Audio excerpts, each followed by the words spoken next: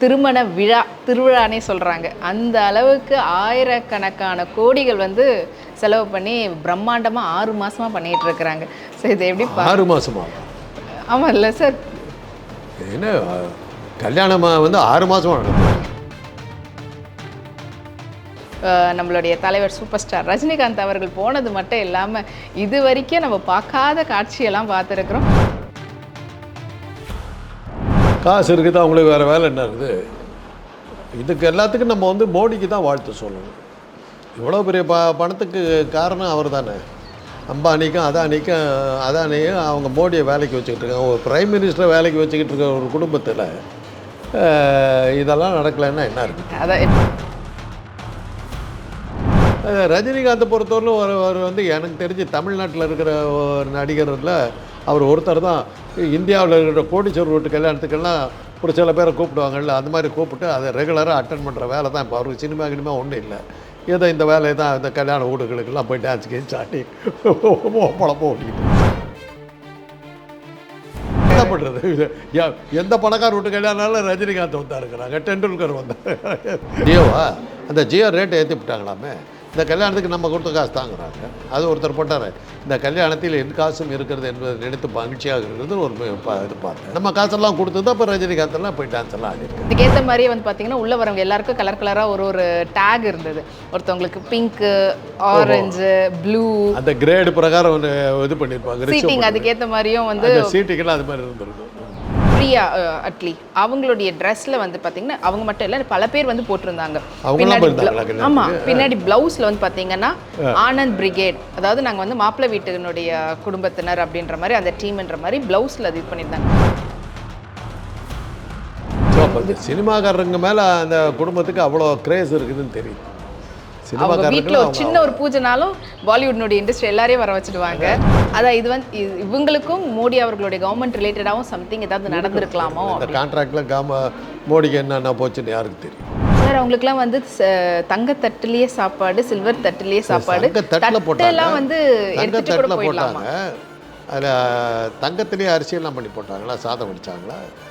இது தங்கத்தில் இது அரிசி போட்டு இதை வைரத்தை உருக்கி அதில் சாம்பார் வச்சாங்களா? எப்படி என்ன பண்ணாங்க? எதில் சாப்பாடு என்ன சாப்பிட்டாங்க? உங்களை மாதிரி என்ன மாதிரி பிச்சைக்காரன் சாப்பிட்ட சாப்பாடு தானே அவங்களும் சாப்பிட்ருக்காங்க. கரைச்சி குடிக்கலையே. அவங்க போட்டுட்டு இருந்த ட்ரெஸ்ஸே வந்து பார்த்தீங்கன்னா தங்கத்தில் பண்ணிருக்காங்க. ஆமாம், தங்கம் வைரம் அதில். அதை போட்டு படுத்து தூங்குவார் அவர். எனக்கெல்லாம் வந்து 1000 வாய்ப்புகள் கிடைச்சது.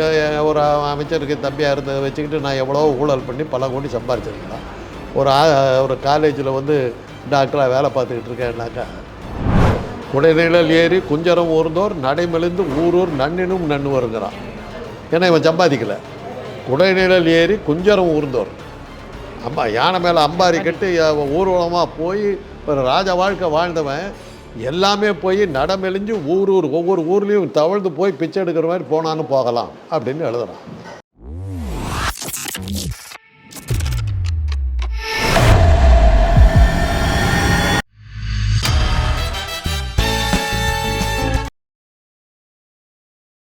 பிபிடி நேயர்கள் அனைவருக்கும் வணக்கம். இன்றைக்கி நம்ம இடையே இணைஞ்சிருக்கிறவங்க எப்பவுமே வந்து பார்த்திங்கன்னா பரபரப்பாக நிறைய கருத்துக்களை சொல்லிகிட்டு இருக்கிறவங்க. அது மட்டும் இல்லாமல் யூடியூப்பில் ஒரு கதாநாயகனாக வலம் வந்துட்டு இருக்கக்கூடியவர் தான் நம்மளுடைய டாக்டர் காந்தராஜ் அவர்கள். வணக்கம் சார். ரொம்ப ஓவராக பேச சொல்லிட்டீங்க, இது பரவாயில்ல சார். Of course yes sir. இது வந்து யாராலுமே வந்து டினை பண்ணவே முடியாது, உங்களாலையும் டினை பண்ண முடியாது. ஸோ எப்படி இருக்கிறீங்க, எப்படி போயிட்டு இருக்குது? நேரம் நல்லா இருந்ததுன்னா பரவாயில்ல, அவ்வளோதான். ஸோ எப்படி இருக்கிறீங்க, எப்படி போயிட்டுருக்கு சார்? ரொம்ப பெரிய அளவில் பேசும் பொருளாக மாறி இருக்கிறது திருமணங்கள். அதுவும் முக்கியமாக வந்து காசு இருக்கிறவங்க, பணக்காரவங்கன்னா அவங்க விருப்பப்படி எப்படி வேணால் பண்ணலாம். யாருமே வந்து இந்திய குடிமகனாக இருக்கிறவங்க கூட இந்தியாவில் பண்ணாமல் வெளிநாட்டில் தான் போய் பண்ணுறாங்க. அதுவும் முக்கியமாக வந்து பார்த்திங்கன்னா சினிமா செலிப்ரிட்டிஸ்லாம் அந்த மாதிரி நிறைய பண்ணுறாங்க. ஸோ அதில் இப்போ பேசும் பொருளாக மாறி இருக்கிறது அம்பானி குடும்ப திருமண விழா திருவிழானே சொல்கிறாங்க. அந்த அளவுக்கு ஆயிரக்கணக்கான கோடிகள் வந்து செலவு பண்ணி பிரம்மாண்டமாக 6 மாதமாக பண்ணிகிட்டு இருக்கிறாங்க. ஸோ இது எப்படி 6 மாதமா? ஆமாம் இல்லை சார். என்ன கல்யாணமாக வந்து 6 மாதமாக நடந்துட்டு இருக்கு. 6 மாசமா ஃபர்ஸ்ட் அவங்க ரொக்கா, அதாவது என்கேஜ்மெண்ட் அது பண்ணாங்க. அதுக்கப்புறமா வந்து ப்ரீ வெட்டிங் செலிப்ரேஷன் பண்ணாங்க. அந்த ப்ரீ வெட்டிங் செலிப்ரேஷனுக்கே வந்துட்டு ரிஹானான்னு சொல்லிட்டு ஹாலிவுட்ல இருந்து ஒரு மியூசிக் கான்சர்ட் வந்து அவங்களுக்கு வெறும் 1 மணி நேரத்துக்கு 80 கோடியோ என்னமோன்ற மாதிரி கொடுத்துருந்தாங்க.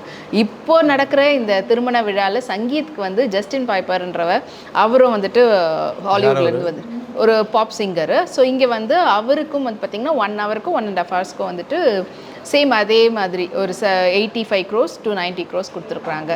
ஸோ இதெல்லாம் எப்படி பார்க்குறீங்க? அண்ட் அவங்க பண்ணக்கூடிய ஒவ்வொரு நாளுமே டெய்லியுமே வந்து பாலிவுட் நட்சத்திரங்கள் எல்லாரும் போய் ஆஜராயிடுறாங்க.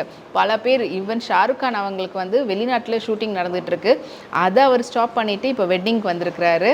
அண்டு பிரியங்கா சோப்ரா பாலிவுட்லேருந்து ஹாலிவுட்டில் போயிருக்காங்க. அவங்களுக்கு யூஎஸில் செட்டில் ஆகிட்டாலும் இப்போ ஷூட்டிங் வந்து அவங்களுக்கு ஆஸ்திரேலியா நடந்துகிட்டு இருக்குது. அந்த ஷூட்டிங்கை ஸ்டாப் பண்ணிவிட்டு அவங்க ஹஸ்பண்ட் நிக் ஜோனஸோட வெட்டிங் வந்து அட்டன் பண்ணிவிட்டு மறுபடியும் 2 நாளில் ரிட்டர்ன் போய் இப்போ அந்த ஷூட்டிங்கை கண்டினியூ பண்ணுறாங்க. இந்த மாதிரி பல பேர் பண்ணிகிட்ருக்காங்க. இங்கே தமிழ்நாட்டில் இருந்தும் நம்மளுடைய தலைவர் சூப்பர் ஸ்டார் ரஜினிகாந்த் அவர்கள் போனது மட்டும் இல்லாமல் இது வரைக்கும் நம்ம பார்க்காத காட்சியெல்லாம் பார்த்துருக்குறோம். அவர் எப்பவுமே பேசுவார், நிறைய கதைகள் சொல்லுவார், அவருக்குன்னு இருக்கக்கூடிய அந்த ஸ்டைலெல்லாம் பண்ணுவார். பல ஈவெண்ட்ஸ்லாம் பார்த்துருக்குறோம். ஆனால் இதில் வந்து நடனமே ஆடி இருக்கிறாரு மாப்பிள்ளையோடு சேர்ந்து, ஆனந்த் அம்பானியோட டான்ஸ் ஆடுறது. ஸோ அந்த வீடியோஸ் செம்ம வைரலாக போயிட்டு இருக்குது. ஸோ இது எப்படி பார்க்குறீங்க? காசு இருக்குது, அவங்களுக்கு வேறு வேலை என்ன இருக்குது? இதுக்கு எல்லாத்துக்கும் நம்ம வந்து மோடிக்கு தான் வாழ்த்து சொல்லணும். இவ்வளோ பெரிய பணத்துக்கு காரணம் அவர் தானே. அம்பானிக்கும் அதானியும் அவங்க மோடியை வேலைக்கு வச்சுக்கிட்டு இருக்காங்க. ஒரு பிரைம் மினிஸ்டரை வேலைக்கு வச்சுக்கிட்டு இருக்க ஒரு குடும்பத்தில் இதெல்லாம் நடக்கலைன்னா என்ன இருக்குது? அதான் நம்ம அம்பானியை பற்றி கேட்டாலும் நீங்கள் வந்து மோடி அவர்கள்கிட்ட போயிட்டு வரும்போது நீங்கள் ஒரு பக்கா என்ன சொன்னாங்க? உலகத்தில் இருக்கிற மற்ற பணக்காரன் பில்கேட்ஸ் எல்லாம் இருக்கிறான் வந்து பணக்காரன் அவ்வளோதான்.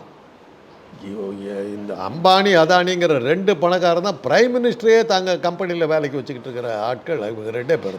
இவங்க தான் அவரை வேலை வச்சுருக்காங்க. அவர்கிட்ட தானே பிரைம் மினிஸ்டராக வேலை பார்த்துட்டு இருக்காரு மோடி. எஸ், அவரும் வந்து பார்த்தீங்கன்னா திருமணத்துக்கு வராமல் அதுக்கப்புறமா வந்து ஆசீர்வாதம்னு சொல்லிட்டு ஒரு நிகழ்வு நடந்தது, அதுக்கு வந்திருந்தார் மோடி அவர். அது வேறு மாதிரி. அது ஒரே நிகழ்ச்சியில் எல்லாத்தையும் கூப்பிட்டுட்டா என்ன இருக்குது? இப்போ இன்றைக்கி நான் கேள்விப்பட்டது செய்தி என்ன போட்டிருந்தாங்கன்னா, கல்யாணத்துக்கு வந்த அந்த நடிகர்களுக்கெல்லாம் 1 கோடி ரூபாய் பெருமானமுள்ள வாட்ச் கொடுக்குறாங்க. அது போக நிறைய பணம் கொடுத்துருப்பாங்க. யாரும் இலவசமாக போக மாட்டாங்க. இப்போ நம்ம வீட்டுக்கெல்லாம் இவங்களெல்லாம் கூப்பிட்டு வந்துடுவாங்களா? ஏதோ ஒரு அமௌண்ட் வருது, அதுக்காக போகிறாங்க. நிமிஷத்தை காசாக்குறாங்க. இதோ இது ரஜினிகாந்தை பொறுத்தவரையிலும் ஒரு வந்து எனக்கு தெரிஞ்சு தமிழ்நாட்டில் இருக்கிற ஒரு நடிகரில் அவர் ஒருத்தர் தான். இந்தியாவில் இருக்கிற கோடீஸ்வரர் வீட்டு கல்யாணத்துக்கெல்லாம் ஒரு சில பேரை கூப்பிடுவாங்கள்ல, அந்த மாதிரி கூப்பிட்டு அதை ரெகுலராக அட்டன் பண்ணுற வேலை தான். இப்போ அவருக்கு சினிமா கினிமா ஒன்றும் இல்லை, ஏதோ இந்த வேலையை தான் இந்த கல்யாண வீடுகளுக்கெல்லாம் போய் டான்ஸ் கேம் சாட்டி பழப்ப ஓட்டிக்கிட்டு இருக்காரு. அவருக்கு வாழ்த்துக்கள். உங்களுக்கு ஒரு அவருக்கு வேற என்ன பண்ணுறது? எந்த பணக்கார வீட்டு கல்யாணம் ரஜினிகாந்த் வந்தா இருக்கிறாங்க, டெண்டுல்கர் வந்தாங்க. இல்லை, இவ்வளோ பெரிய நம்ம பிரமிச்சு பார்த்த லெஜெண்ட் அவங்க கல்யாணத்துக்கு போகிறாங்கன்னா அவங்க எவ்வளோ பெரிய ஆளாக இருப்பாங்க. இன்னைக்கு டெண்டுல்கர் இப்போ இன்னைக்கு இருக்கிற பசங்களுக்கு எத்தனை பேத்துக்கு தெரியும்? கிரிக்கெட்டே ரொம்ப பேத்துக்கு தெரியாது. அப்படி இருக்கிற சூழ்நிலை டெண்டுல்கர் யாருக்கு தெரியும்? Rajinikanth outdated star. இவங்கெல்லாம் போய் உட்காந்துட்டு இருக்காங்க. என்ன இப்போ கூட அவர் வந்து 1000 கோடிக்கெல்லாம் பிஸ்னஸ் பண்ணுறாங்க. நீங்கள் சொன்னால் கேட்டுக்க வேண்டியதான். 1000 கோடி. அப்புறம் ஏமா 3வது நாளே படம் வந்து ஓடிடியில் ரிலீஸ் ஆகுது. 1000 கோடி இந்த ஜெயிலர் படத்துக்கு நீங்கள் இப்போ கொடுக்காத விளம்பரமா? 3 நாள் அந்த படம் வந்து ஓடிடியில் ரிலீஸ் ஆகுது. இந்த அப்புறம் லியோ படத்துக்கு சொன்னீங்க 2 ஷோவில் 1000 கோடி வச்சுருந்தீங்க. ஆமாம், 4வது நாள் ஓடிடியில் ரிலீஸ் ஆகுது. இப்போ அந்த கதையெல்லாம் விட்றது நிறுத்திவிட்டீங்களா? இப்போ கொஞ்ச நாளாக காணுமே. அந்த படம் வரும்போது அதெல்லாம் மறுபடியும் இல்லை. இப்போல்லாம் வர்ற படங்களுக்கு அதை காணுமே. இப்போ இந்தியன் படத்துக்கு அந்த தகவல் வரலையே. ஒரே நாளில் 10,000 கோடி வசூல் இதெல்லாம் வரலையே. ஏன்னா அதெல்லாம் ஜனங்களுக்கு தெரிஞ்சு போச்சு. எங்கே விட்ற கதை? அதான் இன்றைக்கி சினிமாவே இல்லை. அவங்களெல்லாம் கூப்பிட்றதுல என்ன இருக்குது? சரி, பெரிய பணக்காரர் வீட்டு கல்யாணத்துக்கு, உங்கள் வீட்டு கல்யாணத்துக்கு, என் வீட்டு கல்யாணத்துக்கு, அம்பானி வீட்டு கல்யாணத்துக்கு வித்தியாசம் வேணாமா? நம்ம வீட்டில் யார் வருவானாக்கா அண்ணாடங்காச்சு இவங்க சொந்தக்காரன் உறவுக்காரன் இவங்கள வச்சு நம்ம ஒரு நிகழ்ச்சியாக நடத்துவோம். அவங்களுக்கு இது ஒரு பெரிய ஷோவாக நடத்துகிறாங்க. இது ஒரு தன்னுடைய வருமானத்துக்கு தகுந்த மாதிரி தான் எவ்வளோ பெரிய ஆள் காட்டிக்கிறதுக்காக நடத்த, அவ்வளோ பிரம்மாண்டமாக நடத்த வேண்டிய உலக பெரும் பணக்காரர்கள் ஒருத்தருமா தாலி கட்டுறது ஏதோ மகள் சுற்றுறான்னு அவங்கக்கிட்ட அவங்க சிஸ்டத்தில் இருக்குதா என்னன்னு தெரியல. அவ்வளோதான் அது மேட்ரு. ஆமாம், ஒரு ஆணு மண்ணு இணைஞ்சி இருக்கிறது தான் அதில் இருக்கிற ஒரே ஒரு விஷயம். அந்த கல்யாணத்தை எப்படி வேணாலும் சார் நடத்தலாம். கலைஞர் அந்த காலத்தில் வசனம் எழுதினாருமா, பராசக்தி படத்தில் நீங்கள் பார்த்துருப்பீங்க. ஆமாம், கல்யாணத்துக்கெல்லாம் ஏற்பாடெல்லாம் பண்ணுங்க. என்ன ஏற்பாடு பெருசாக இருக்குது? ஒரு 2 மாலை, ஒரு சொற்பொழிவாளர், கல்யாணம் ஓவர், அவ்வளோதான் கல்யாணம். அதுக்கெல்லாம் வந்து வேறு வேலை இல்லாதவன் வேறு எப்படிடா நம்மளை பற்றி இது பண்ணிக்கிறது, என்ன ஏதோ பொது நிகழ்ச்சிகளை கலந்துக்கிறது எதுவுமே இல்லாமல் கோடிக்கணக்கில் பணம் இருக்குது, எப்படி என்னை பற்றி விளம்பரப்படுத்திக்கிறது? அதுக்கு ஒரு வழி என்னன்னாக்க இந்த கல்யாணத்தை பெருசாக பண்ணுறது.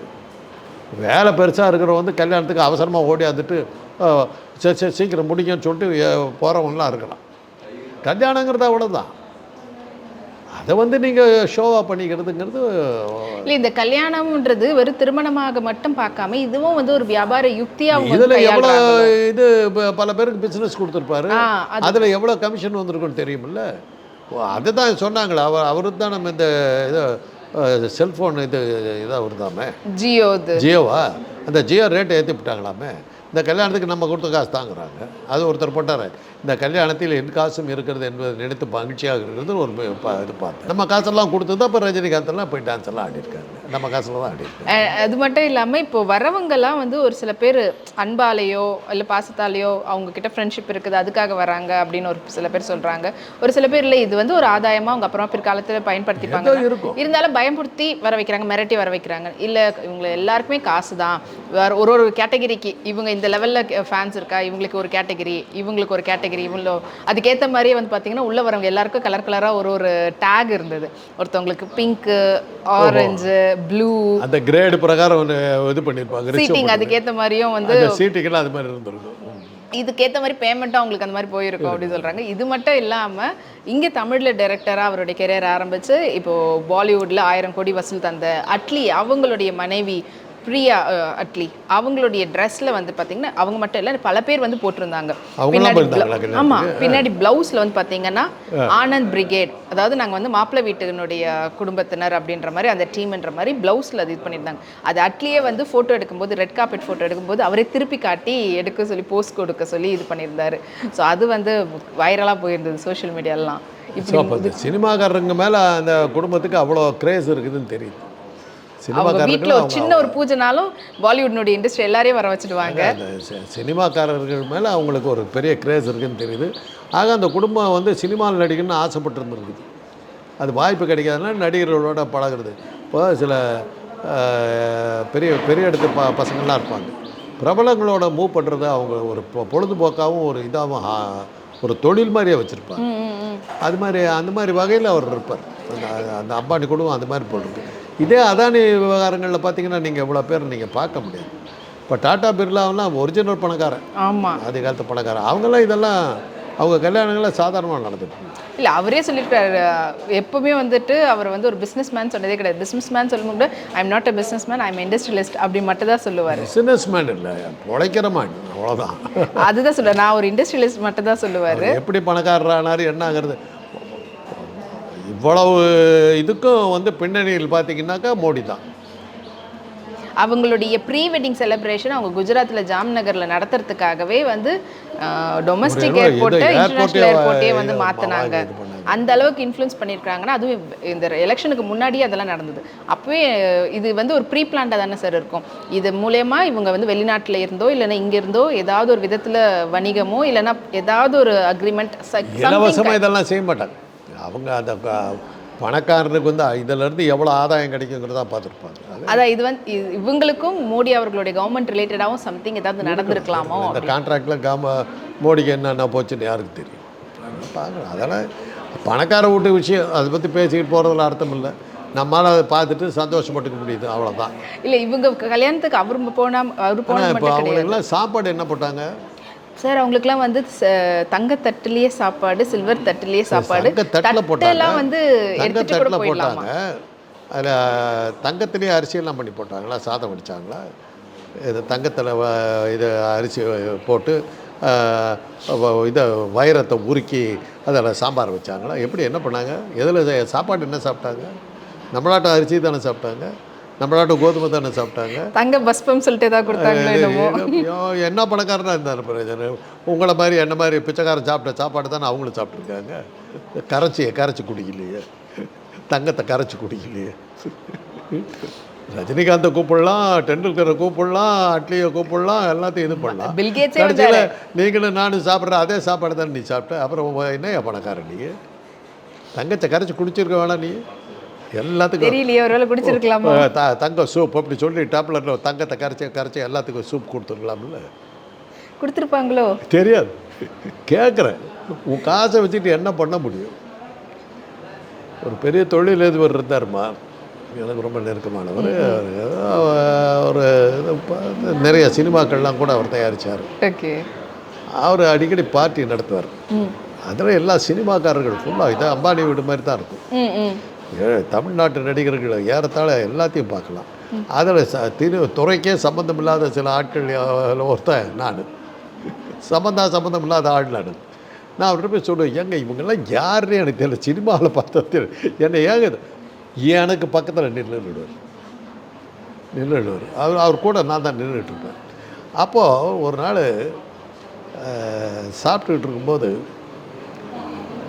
நிறையா செலவு பண்ணுறீங்க அப்படி இப்படின்னு எதை பேசிக்கிட்டு இருக்கும்போது, என்ன செலவு பண்ணடா, உனக்கு எனக்கு என்ன வித்தியாசம் நினச்சிக்கிட்டு இருக்க? நீ சாதாரண எவர் சில்வர் பிளேட்டில் சாப்பிடுவேன், இல்லாட்டி பீங்கா பிளேட்டில் சாப்பிடுவேன். நான் அதே தங்கத்தட்டில் சாப்பிடுவேன். ஆனால் நீ சாப்பிட்ற அரிசியை தான் நானும் சாப்பிட்டாகும், தங்கத்தை கரைச்சி சாப்பிட முடியாதுங்க. அவர் சொன்னது தான் இது. பணக்காரங்கிறதுக்காக நான் தங்கத்தை கரைச்சி சாப்பிட முடியாதுடா. நீ சாப்பிட்ற சாப்பாடு தான், என் பிளேட்டு தான் வித்தியாசம். நீ சாராயம் குடிப்பேன், நான் சிவாஸ்திரிகள் குடிப்பேன். ரெண்டும் சாராயம்தான், விலை ஜாஸ்தி, அவ்வளோதான். சாராயம் தான் குடித்தாகும். எனக்காக வேறு ஒன்றும் பண்ண முடியாது. பணக்காரனாக இருந்தாக்கா நீ வச்சுக்கிற பிளேட்டு ஒரு ஏர் கண்டிஷனர் கூட உட்காந்து சாப்பிடலாம். நீ அதே வெளியில் உட்காந்து ஆனந்தமாக இன்னும் என்ன விட சந்தோஷமாக கூட சாப்பிடலாம். அவ்வளோதான். அம்பானியால் என்ன பண்ணிட முடியும்? தங்கத்தை கரைச்சி சாப்பிட்ருவாரா? அன்றைக்கி விருந்தினர்களுக்கெல்லாம் வைரத்தில் பொரியல் பண்ணாரா? ஆனால் கார் மேலெல்லாம் பார்த்தீங்கன்னா தங்க பூக்கள் எல்லாம் போட்டு ஸ்டோன்ஸ் எல்லாம் அது மேலே இலையெல்லாம் விழுந்துருக்கு. காருக்கு மரத்தண்டில் எடுத்துருப்பாங்க, அது மேலே இலையெல்லாம் விழுந்துருக்கு. அதை தடுக்க முடியுமா? அவங்க போட்டுட்டு இருந்த ட்ரெஸ்ஸே பார்த்தீங்கன்னா தங்கத்தில் பண்ணிருக்காங்க. ஆமாம், தங்கம் வைரம் அதில். சரி, அதை போட்டு படுத்து தூங்குவார் அவர். அதை போட்டுக்கிட்டு எங்கேயா போக முடியுமா அவரால்? அவரோட அந்த ட்ரெஸ்ஸுக்குள்ள பாதுகாப்பு அதிகமாக இருக்குது. என்ன பண்ண முடியும்? அந்த ட்ரெஸ்ஸை போட்டுக்கிட்டு சயாராபாளையம் இடத்துக்கு போக முடியுமா அவரால்? இதெல்லாம் இருக்கிற காசை என்ன பண்ணுறதுன்னு தெரியல. நான் ஒரு பெரிய பணக்காரம்மா திடீர்னு பணக்காரி ஆச்சு. அது காசை வச்சுக்கிட்டு என்ன பண்ணுறதுன்னு தெரியல. நிறைய சில்லறையாக மாற்றிட்டு இது கரைச்சியாக போட்டு படுக்கையில் மெத்தையில் பஞ்சுக்கு பதிலாக கரைச்சி உள்ளே வச்சு படுத்து விடுச்சு. அப்படியெல்லாம் தான் பண்ண முடியும். ஒரு அளவு வரணும்தாம்மா காசு. ஒரு அளவுக்கு மேலே காசை வச்சுக்கிட்டு என்ன பண்ணுவீங்க? இதே காற்றை தான் சுவாசிச்சுக்கணும், இதே தண்ணியை தான் பயன்படுத்தணும், இதே லைட்டை தான் இது பண்ணணும், இதே கண்ணை தான் பயன்படுத்தணும். என்ன பண்ணிட முடியும்? அதே ரோட்டில் தான் போயாகணும், அதே ஆகாயத்தில் தான் பறந்தாகணும். ஒன்றும் பண்ண முடியாது. அதான் காசுக்கு கொடுக்க வேண்டிய வேலை இதெல்லாம். நம்ம மாதிரி ஏன் பேசுகிறோன்னா, நம்மக்கிட்ட வரல, வந்திருந்தால் எப்படி பேசிருப்போம்னு தெரியாது. இல்லாததுனால நம்ம பேசுகிறோம், இருந்தால் எப்படி இருப்போம்னு தெரியாது. இப்போ எனக்கெல்லாம் 1000 வாய்ப்புகள் கிடைச்சது. ஒரு அமைச்சருக்கு தம்பியாக இருந்ததை வச்சுக்கிட்டு நான் எவ்வளோ ஊழல் பண்ணி பல கோடி சம்பாரிச்சிருக்கலாம். ஒரு காலேஜில் டாக்டராக வேலை பார்த்துக்கிட்டு இருக்கேன்னாக்கா தேவைப்படலை. வாய்ப்புகள் நிறையா தேவைப்படலை. நான் ஒரே வார்த்தை தான் சொன்னேன், எனக்கு ஒரே மகன், அவனுக்கு வேணுங்கிற அளவுக்கு அவன் ஒரு நியாயமான முறையில் வாழ்கிறதுக்கு தேவையான இது அவனுக்கு இருக்குது, அது போதும். அதுக்கப்புறம் அவன் உழைச்சி அவன் சம்பாரித்து இது பண்ணட்டும். அபரிமிதமான சொத்தை வச்சு நான் என்ன பண்ண முடியும்? தேவைக்கு மீறி காசு அந்த காசை எப்படி காப்பாற்றுறதுங்கிறது தான் உங்களுக்கு இருக்கிற. இப்போ இதே நாளைக்கு மோடியினுடைய அரசாங்கம் போய் வேறு ஒரு அரசாங்கம் வந்ததுன்னா அம்பானி தெருவு கூட போகலாம்ல. இந்த கல்யாணம் எப்படி நடந்ததுன்னு வரலாம்ல. ஜெயலலிதா ஒரு ஆடம்பரமான திருமணம் நடத்தினாங்க, கோர்ட்டை கொண்டு போய் நிறுத்திச்சில்ல அந்த மாடை. அந்த கல்யாணத்துக்கு போனவங்களே கொண்டு போகலாம். இவங்களை கூப்பிடுற அளவுக்கு இவங்ககிட்ட இருந்ததுன்னா இவங்க என்னவா இருந்தாங்கன்ற ஒரு கேள்வி வரலாம். அன்றைக்கி வேறு மாதிரி டான்ஸ் ஆட வேண்டியிருக்கு. அப்படிதான் பார்த்தீங்கன்னா ஹிந்தியில் ஒரே ஒரு படம் தான் நடிச்சிருக்கிறாங்க, நயன்தாரா, அவங்கள கூப்பிட்டுருந்தாங்க. அண்ட் ஜோதிகா, சூர்யா அவங்க போயிருந்தாங்க தமிழ்லேருந்து. இவங்க இது மட்டும் இல்லாமல் தெலுங்குலேருந்து வெங்கடேஷ், அப்புறமா ராணா, மகேஷ் பாபு, மலையாளத்தில் இருந்த பிருத்திவிராஜ்லாம் போயிருந்தாங்க. அப்புறம் அதே போல் தெலுங்குலேயும் வந்து அவங்களுக்கு சினிமா மேலே பெரிய ஆசை இருக்குது. இல்லை, சினிமாவை தாண்டி இதில் வந்து பார்த்தீங்கன்னா அவங்கெல்லாம் வந்தாக்கா கூட்டம் வரும் அப்படின்னு இது பண்ணியிருக்காங்க. ஆட்சி செய்யக்கூடிய முதல்வர்கள் பல பேர் வந்து போயிருந்தாங்க. இப்போ ஆந்திராவுடைய சந்திரபாபு நாயுடும், அப்புறம் துணை முதல்வர் கூட்டணி தானே, அம்பானி கூட்டணி தானே. அவங்கெல்லாம் அம்பானி கிட்ட வேலை பார்க்குறது தாங்க இப்போ பிரதம மந்திரி. அவருடைய கூட்டணியில் இருக்கிறது தான் சந்திரபாபு நாயுடு இவங்கெல்லாம். அப்போ அவங்கெல்லாம் போகாமல் என்ன பண்ணுவாங்க? எல்லாம் எம்ப்ளாயீஸ். சந்திரபாபு நாயுடுலாம் அவருடைய எம்ப்ளாயீஸ். அப்படி தான் பார்க்கணுன்றீங்க. அப்படி தான் எடுத்துக்கணும். சந்திரபாபு நிதிஷ்குமார் இல்லையா? ஆமாம். அப்புறம் அதான் எம்ப்ளாயீஸ், ஒர்க்கர்ஸ். சரத் பவார் இவங்க எல்லாமே வந்து போயிருக்காங்க. இதில் என்ன இருக்குது? இது இல்லாமல் இங்கேருந்து சங்கராச்சாரியார்லாம் போயிருக்கிறாங்க. ஸோ அவங்களெல்லாம் வர வைக்கிறதுக்கான புண்ணியம் வேணும்ல. இந்த ஆளுங்களை கூட்டு போனால் புண்ணியம் கிடைக்கணும் இது பண்ணியிருப்பாங்க. ஏன் கிறிஸ்தவ ஃபாதர்கள் யாரையும் கூப்பிடலையா? இல்லையே. அது கொஞ்சம் ஜாக்கிரதையாக இருந்தாங்க. என்ன பண்ணாலும் கடவுள் அருள் வேணுங்கிற ஒரு கடைசி ஒரு பணக்காரனுக்கு அந்த பயம் இருக்கும்ல, அதுக்காக அந்த சாமியார்களுக்கு. அண்ட் இந்த பூஜை அதெல்லாம் கூட பார்த்திங்கன்னா அதுவும் ஒரு தனி ஒரு ஈவெண்ட்டாக வச்சு அது ஒரு பெரிய பிரம்மாண்டமாக பண்ணியிருந்தாங்க. ஹாலோகிராமில் வந்துட்டு லிங்கம், சிவ இதுவெல்லாம் வந்து அவ்வளோ இதுவாக பண்ணியிருந்தாங்க. இது இல்லாமல் இன்விடேஷனே வந்து ஒரு இன்விடேஷன் 3 லட்சம் 4 லட்சம்ன்றாங்க. ரொம்ப சீப்பு, குறைச்சல். இல்லைங்க சார்? ரொம்ப குறைச்சல், ரொம்ப கம்மி இல்லை. இதுக்கு முன்னாடி ஒருத்தர் நடத்தினார். அது அப்போ எங்கள் அண்ணனுக்கும் வந்தது அந்த இன்விடேஷன். அது ஏறத்தாழ 15 லட்சம். 15 லட்சமா? ஃபுல்லாக தங்கம், சைடெல்லாம் தங்கம். அதான் இதுலேயும் அதே போல் தான் தங்கத்துலேயே வந்து கோட்டட் போட்டுட்டு உள்ளே அவங்களுக்கு ஏதோ கிஃப்ட் மாதிரியே ஒன்று வச்சுட்டு அதுக்கப்புறம் இன்விடேஷன் இருக்காங்க. அதான் நம்மலாம் வந்து 3 லட்சம் 4 லட்சம் கிடச்சதுன்னா எப்படி இருக்கு? என்ன பண்ண போகிறீங்க? என்ன பண்ண போகிறீங்க? தேவையில்லை. இப்போ நான் இப்போ உட்காந்துருக்கேன், இது எவ்வளோதான். இதுக்கு மேலே என்ன பண்ண முடியும்? அவங்க உட்காந்துருக்காங்க, என்னோட ஜாலியாக உட்காந்துருக்காங்க. நான் இவ்வளோ கிஷனாக போட்டு என்னோட அவங்க நல்லா நிம்மதியாக ஜாலியாக உட்காந்துருக்காங்க. என்ன பண்ணிட முடியும்? என்ன பண்ணிட முடியும்? இந்த பார்த்தீங்கன்னா அங்கே ஒரு மாடு உட்காந்துருக்கு, ஆனந்தமாக புல் சாப்பிட்டு சந்தோஷமாக உலகமே தனக்கு சொந்தம்னு சாப்பிட்டுக்கிட்டு இருக்கு. அதனுடைய சந்தோஷத்தில் 100ல் 1 பங்கு கூட எனக்கும் இல்லை, உங்களுக்கு இல்லை. அவ்வளோதான். காசை வச்சுக்கிட்டு என்னத்தை பண்ணிட முடியும்? இதெல்லாம் இல்லாதவன் இப்படி தான் பேசுவான்னு சொல்லுவாங்க. இருக்கிறவன் என்னத்தை கிழிச்சான்?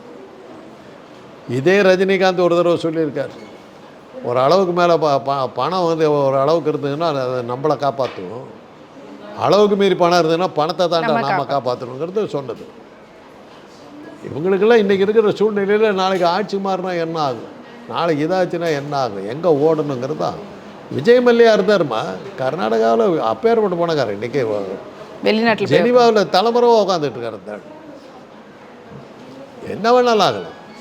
நம்ம இதெல்லாம் வந்து சம்பாதிக்கிறதுனால நம்ம சொல்கிற இது நம்ம இந்த நம்ம புலவனுக்கு வந்து பிச்சைக்காரனுங்கிறது ப்ரூவ் பண்ண மாதிரி நிறையா பாட்டு எழுதியிருக்கான். குடைநிழல் ஏறி குஞ்சரம் ஊர்ந்தோர் நடைமெலிந்து ஊரூர் நன்னினும் நன்னுவருங்கிறான். ஏன்னா இவன் சம்பாதிக்கலை. குடைநிழல் ஏறி குஞ்சரம் ஊர்ந்தோர், யானை மேலே அம்பாரி கட்டி ஊர்வலமாக போய் ஒரு ராஜ வாழ்க்கை வாழ்ந்தவன் எல்லாமே போய் நடமெலிஞ்சு ஒவ்வொரு ஊர்லேயும் தவழ்ந்து போய் பிச்சை எடுக்கிற மாதிரி போனான்னு போகலாம் அப்படின்னு எழுதுறான். ஏன்னா இவன் புத்தி, இவன் பணக்காரன் ஆகல, அது மாதிரி பணக்காரன் ஆகலை பற்றி இப்படியெல்லாம் சொல்லி நம்ம தீர்த்துக்க வேண்டியது தான். இல்லை, இவருக்கு வந்து இப்போ செலவு பண்ணதே வந்து பார்த்திங்கன்னா வெறும் ஒரு 0.5% அளவு தான் செலவு பண்ணியிருக்காருன்றாங்க. ஸோ அவர்கிட்ட இருக்குது, அவ்வளோ பணக்காரராக இருக்கிறார், பண்ணியிருக்காரு சொல்லலாம். ஆனால் இதை பார்த்து பல பேர் அப்படி பண்ணுறாங்கன்னு கூட சொல்லலாமான்னு தெரியல. ஏன்னா சினிமா செலிபிரிட்டி பண்ணால் நல்லது. அந்த பணம் யாரும் எல்லாத்துக்கும் போகணும் இல்லை. இப்போ இதில் வந்து நீங்கள் வந்து இந்த பிரபலங்களை நீங்கள் பார்த்து சொல்லிட்டீங்க. நான் என்ன சொல்கிறேன்னா, இதுக்காக அங்கே வந்து வேலை செஞ்ச பல பேருக்கு எவ்வளோ பணம் கிடச்சிருக்கும்ல, அதெல்லாம் இருந்தால் அதெல்லாம் ஒரு நினச்சி பார்க்கும்போது இப்படிப்பட்ட பணக்காரங்க வந்து கேட்டால் கொடுக்க மாட்டாங்க. இந்த மாதிரி சமயத்தில் தான் எடுத்துக்கணும். அது ஒரு வகையில் ஒரு நன்மை கிடைச்சிருக்கும் இல்லையா, அதெல்லாம் நம்ம திங்க் பண்ணணும். ஸோ அது வந்து ஒரு வர்த்தக ரீதியாக நம்ம வந்து பார்க்கணும். அதாவது இது இப்படிப்பட்ட ஆளுக்கு இந்த படத்தை அங்கேருந்து வெளியில் கொண்டு வரணும்னா இதுதான் வழி. ஓகே. ஸோ இப்போ ரீசெண்டாக சரத்குமார் அவங்களுடைய மகள் வரலட்சுமி சரத்குமார் அவங்களுக்கு வந்து திருமணம் ஆகியிருந்தது. அவங்களும் வந்து பார்த்திங்கன்னா ரிசப்ஷனு, சங்கீத் எல்லாமே வந்து இங்கே சென்னையில் வந்துட்டு அவ்வளோ கிராண்டாக பண்ணியிருந்தாங்க. ஆனால் கல்யாணத்தை கொண்டு போய் வந்து தாய்லாண்டில் வச்சுருந்தாங்க. ஸோ அதில் ஒரு என்ன சொன்னாங்கன்னா, அந்த திருமணத்தில் எதுவும் வில்லங்கம் வரக்கூடாதுன்னு சொல்லிட்டு அங்கே வச்சாங்க அப்படின்னு. ஓகே. இங்கே லோக்கலில் பண்ணாக்கா சில பிரச்சனைகள் வருங்கிறதுக்காக பயந்துக்கிட்டு அந்த வெளிநாட்டில் வச்சாங்க தான் சொன்னாங்க. அதனால் அதுக்கான சில சமயங்களில் வந்து சில நாடுகளில் வந்து சில பாதுகாப்பு சட்டங்கள் இருக்கும். இந்த திருமணத்தில் ஏதாவது வில்லங்க ஏதாவது இருந்திருக்கும், சட்ட ரீதியான கோளாறுகள் இருந்திருக்கும்.